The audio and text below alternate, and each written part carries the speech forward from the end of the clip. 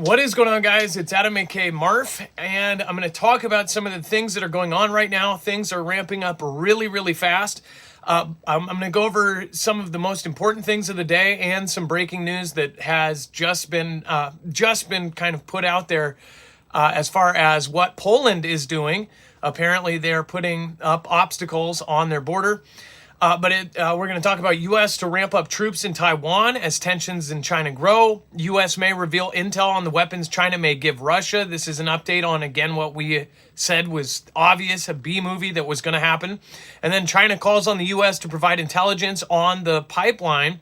And of course, Putin says that Russia will deploy a Satan II Sarmat nuclear missile, boost land, sea, and air forces, basically saying he's going all out. And then Spain, of course, and the Leopard tanks, or Leopard tanks, if you're over there. So, first of all, U.S. to ramp up troops in Taiwan. There's multiple things going on here. If you've watched all of the other shows that we've done this week and all of the shareable videos, then you should be caught up on most of the important stuff.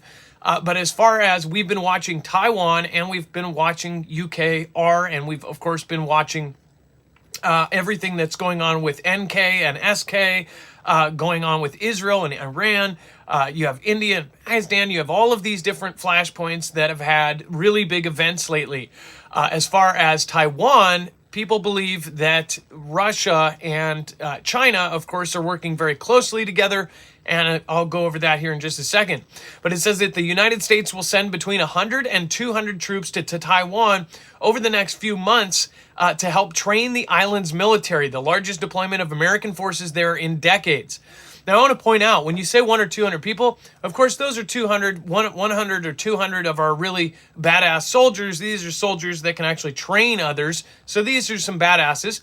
But that doesn't sound like that much. First of all, I don't think civilians will ever know exactly how many people end up going, or if they did want to send 10,000. Of course, if somebody sees a few soldiers in Taiwan and takes pictures for social media, it's not like it's going to blow up anything big, because they can say, oh, those were just a couple of the 100 or 200 soldiers we sent there.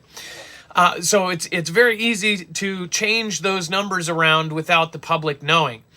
We, of course, can watch the flight radar stuff, but of course they can turn transponders off. They could transport a whole lot there. Of course, that would be done in secret because they wouldn't want China to know that we're placing troops there. I personally think that they are getting ready for an event with China. And I, again, base that on what China is doing and what China has been doing. It says the additional service members represent a major buildup from the roughly 30 U.S. forces stationed in Taiwan at this time last year. And it says the training program, largely kept under wraps by the Pentagon, aims to provide Taipei with the capabilities it needs to defend itself against Beijing, the outlet said. The additional troops will train Taiwanese forces on military maneuvers and operating U.S.-produced weapon systems. That's also a very important part. If Taiwan ends up a whole lot like UKR, and the entire world starts sending it all sorts of kinds of weapons and tanks and everything else, then, of course, we're going to be in big trouble. And then U.S. may reveal intel on weapons China may give Russia. The United States is considering releasing intelligence on China's potential weapons transfer to its aid and its ally, Russia, in its conflict with UKR amid concerns about the economic and political fallout of a failed Russia, according to the Wall Street Journal. It says that the U.S. news outlet suggested that China may be considering supplying ammunition, electronics that have been blocked by sanctions, or even long-range artillery systems, rocket launchers, or anti-tank surface-to-surface missiles, as it would be a world leader in the production of such weapons. It says, which have been heavily used in war. It's crazy to think that China is a world leader in production of all of these crazy weapons that everybody needs for war.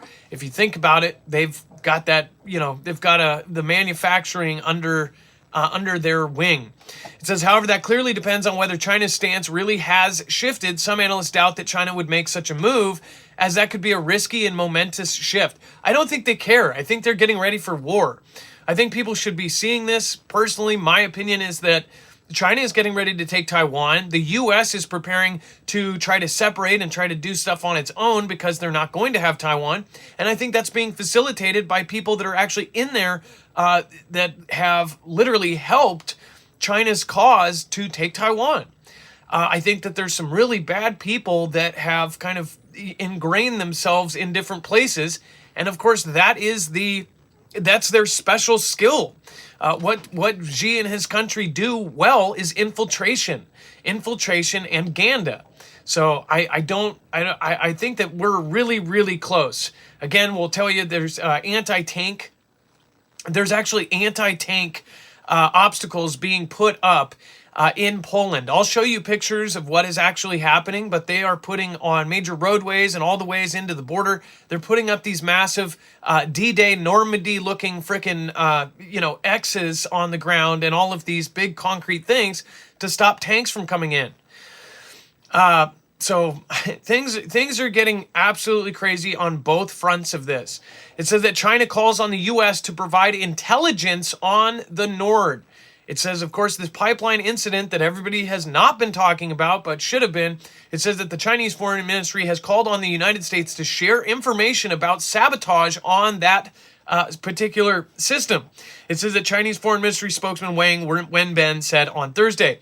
It says, we hope that the U.S. will be able to provide intelligence about the Boom Booms events on the Nord and the Nord 2, instead of withholding information. In addition, Wang Wenbin emphasized that China had been playing a constructive role since the start of the conflict, urging the parties to restart negotiations and resolve the disagreements peacefully. Of course, they say this stuff publicly, but we all know that every one of these countries involved is saying one thing publicly and another thing is going on entirely. I also want to update on some of the things that have been popping out about the balloons. There have been some people saying that a reporter was told by someone in China that the balloon was actually supposed to go towards Hawaii and Guam, and that it ended up going over the USA, that first huge surveillance balloon, and that was because of horrible weather. I don't know. It actually sounds kind of believable if you go down that road. Even if you look at that, and if that was true, what were they doing heading to Hawaii and Guam? Those are our two major defensive bases. That also would fit into the narrative of them going over. And by the way, at that same time frame is when those lasers ended up going down on Hawaii, and they said that it was from a Chinese satellite. It looked a whole lot like LiDAR. LiDAR is used to survey ground and for anything, basically to survey things and to turn it into a 3D rendered a 3D rendered image, right? So they can feed that into computers or autonomous drones or whatever else and have those things, kind of fly through. Because there is no Google Earth, or at least there's no street maps of the ocean and islands and things. They haven't drove around the water yet. But so if they did that, I just wonder if this all kind of fits in, and actually that would be a more logical answer to it. As far as the distraction with all of the other balloons and all of the other objects, I think that it pulled away from what is now being talked about again. It seems like about a couple months later, all the things that we think we're being distracted away from, they don't go away, and then they have to end up addressing it. So Poland doing this whole thing and placing these obstacles, this is getting bad. And I think people are starting to realize that. I think that even the deniers are kind of going, okay, maybe we should try to have some sort of plan, maybe have some stuff, put together. And then it says that Putin says Russia will deploy the Satan II Sarmat nuclear missiles and boost land, sea, and air forces. Said that Vlad said on Thursday that Russia would pay increased attention to boosting its nuclear forces by deploying much delayed new intercontinental ballistic missile, rolling out hypersonic missiles, and adding new nuclear submarines. A year since ordering the invasion of UKR, Putin has signaled that he is ready to rip up the architecture of nuclear arms control, including the big powers' moratorium on nuclear testing, unless the West backs off of UKR. I just watched a show, and I don't know who the guy was, but he had some sort of bigwig think tank guy on Joe Rogan. And the guy was saying that the reason why everybody is so shoulder to shoulder with each other is because they are worried about after UKR, they're going to take Poland, and then basically we will be involved. we would generally kick their butts, that our military would totally take out Putin's, but at that point, then it would automatically go to a nuclear exchange. Now, I will have to say, if you read the comments on that video or any of the videos featuring that gentleman talk, almost every single person in the comments says, there's something about this guy I just do not believe. Or I think the top comment is saying, there's just something off about this guy and makes me not want to believe anything this guy says.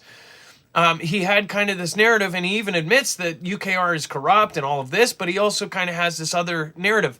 People are very confused on what is actually happening right now. But I would say be open-minded and look at everything that is happening right now in a big picture aspect. Every country in the world is preparing for a world war, and that doesn't mean it's going to personally affect you, but most likely it's going to affect our economies. It's going to affect everything else. It doesn't necessarily mean the end of the world, or at least not yet. It would mean the beginning of a whole new kind of phase of our lives.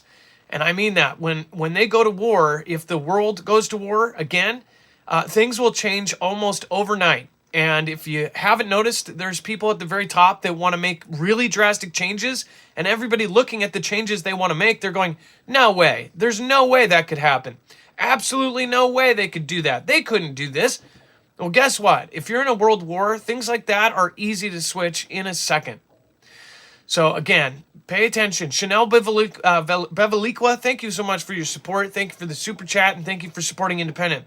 Also, another way to support us, guys, is go over and check out. You can get yourself some freeze-dried food, and at the same time get a discount. At the same time, help us out with a commission. Marfooglenews.com/prep. It's a great way to go for bulk food, and it's very affordable as far as right now you can get a 3-month plan for about $1,000 less than some of the crazy competitors out there, and you get $200 worth of free gear. So you get a whole kind of kit of stuff along with it if you get it now. So go to marfooglenews.com/prep. That helps us. We're independent. We don't have a multi-channel network. We don't have anybody backing us up. We have you guys, and I also want to point out, you are the only reason this stuff gets out anywhere. So please share this on all of your social media platforms. Put it elsewhere, wherever you can. Send it to your friends and everything else. We're going to talk about this more in depth over on Marfoogle TV. We're going to talk about Spain eyes up to 10 Leopard tanks for UKR. They're already saying they're going to send these more tanks. It's already done. And then Rail Force One, I want to talk about tonight. That there was a very interesting theory by Foogle Fam. But it could be based in some fact. But that Rail Force One, the train that ended up taking President B, there's some very strange things, and we're going to talk about that tonight. It says, again, that was a whole secret operation. They put our president for 10 hours in a war-torn country on a train. I wonder if anything else was on that train. That would be a really good way to transport things. So we'll talk about that later over on Marfoogle TV. We're going to be going live at 7:15 in about 10 minutes, so make sure to join us over there on our sister channel, where we're going to go over all of this in length. Make sure to share this out, and then thank you for all of the support. Any of you sharing, liking, and commenting, even if you're just saying a happy birthday to a family member, go down and say happy birthday to them down there. It helps us out. It helps us with engagement and everything else. So thank you, and thank you. I appreciate you guys. Be safe, be prepared, and Marf out.